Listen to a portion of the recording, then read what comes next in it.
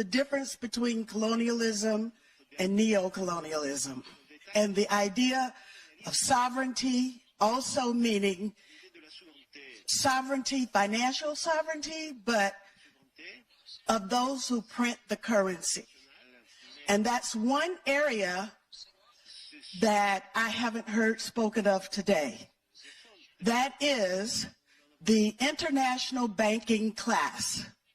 Those people are private bankers, and they are the ones that print the US dollar, and they own most of the central banks around the world.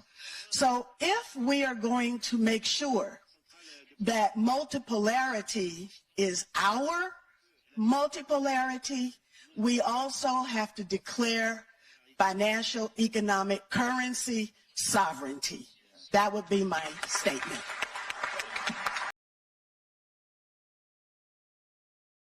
Elected 6 times to the House from the state of Georgia, Cynthia McKinney cut a trail through congressional deceit like a hot ember through ash.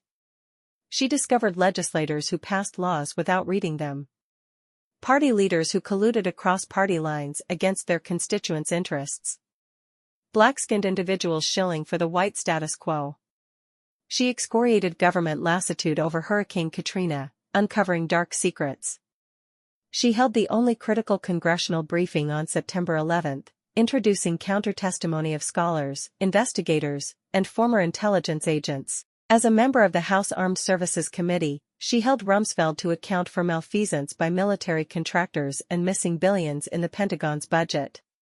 She read truth into the congressional record, held town halls and hearings, led protests, showed up while others played along to get along. AIPAC drove her from office. She then ran as Green Party president.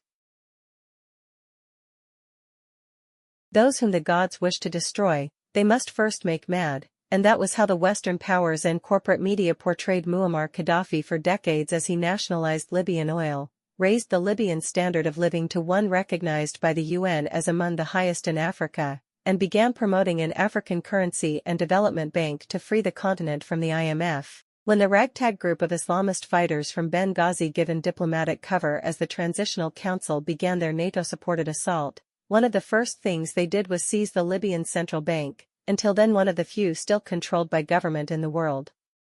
If this makes you wonder, and it should, then this is the book for you. How the U.S. Creates Shithole Countries needs a place in everyone's library in their anti-empire section. Jim Miles Global Research.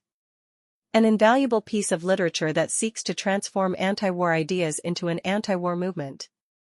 Black Agenda Report.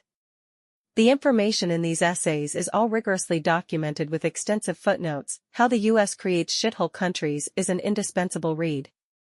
Robert Fantina, Consortium News.